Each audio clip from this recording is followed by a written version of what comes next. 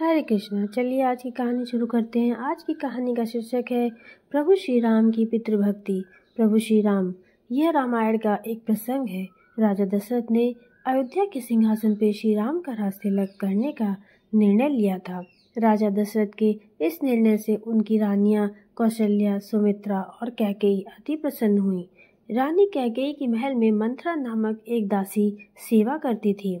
श्री राम की राजतिलक की वार्ता सुनने पर उसने कैकेयी के मन में जहर भर दिया।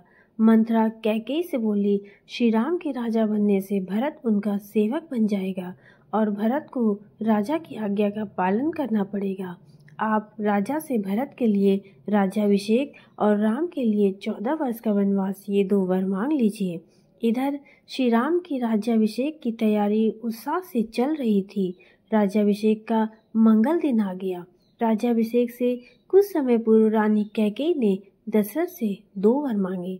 एक बार राजा दशरथ को कैकेयी ने युद्ध में सहायता की थी। तब राजा दशरथ ने प्रसन्न होकर कैकेयी को 2 वर मांगने हेतु कहा था, परंतु उस समय कैकेयी ने राजा से कहा था कि समय आने पर वे 2 वर मांग लेंगी। कैकेयी ने वही 2 वर मांगे। राजा ने वर पूरे करने का वचन दिया हुआ था, इसलिए वह वचनबद्ध थे। रानी कैकेयी ने दोनों वरों में से एक वर से भारत का राज्याभिषेक और दूसरे से प्रभु श्री राम को 14 वर्ष के वनवास की मांग की। राम का वनवास और उनका वियोग, इसकी कल्पना भी राजा नहीं कर सकते थे। उसी समय अयोध्या के प्रधान सुमंत पहुंचे। उन्होंने राजा को कहा, राजन, राज्याभिषेक की पूरी तैयारी हो गई है। राजा दशरथ ने सुमंत से श्री राम को तुरंत लाने की आज्ञा दी। सुमंत का संदेश मिलते ही श्री राम दशरथ जी के महल में पहुंचे। वहां पर श्री राम ने देखा कि राजा दुखी, उदास और चिंतित हृदय से खड़े हैं। राजा को ऐसी स्थिति में देखकर श्री राम जी भी चिंतित हो गए। उन्होंने रानी कैकेयी को राजा अर्थात पिता के दुखी होने का कारण पूछा। कैकेयी ने कहा, यदि आप राजा के मन की बात का पूरी तरह पालन करोगे तभी मैं तुम्हें राजा के मन की बात बताऊंगी। कैकेयी के शब्दों से श्री राम व्यथित हो गए। उन्हें लगा कि उनके पिता को उनकी पितृभक्ति पर संदेह है।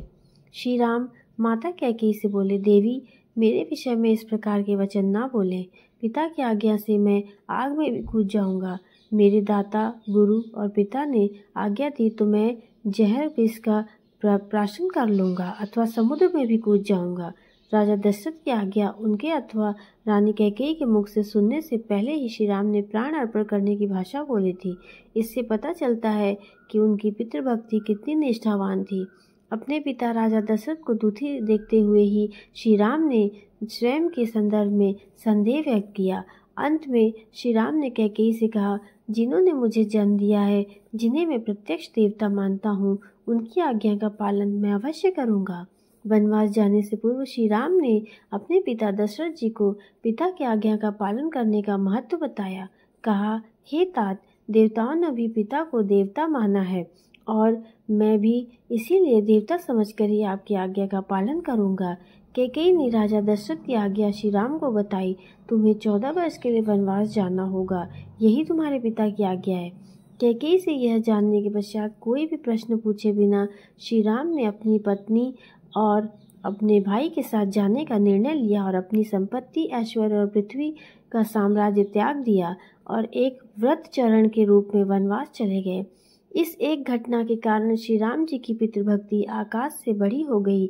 आज भी यह घटना पूरे विश्व को प्रेरणा देती है। तो हमारी कहानी यहीं पे समाप्त होती है। मैं आशा करती हूँ आपको ये कहानी अच्छी लगी होगी। तब तक के लिए आप सभी का दिल से बहुत बहुत धन्यवाद। हरे कृष्णा, राधे राधे।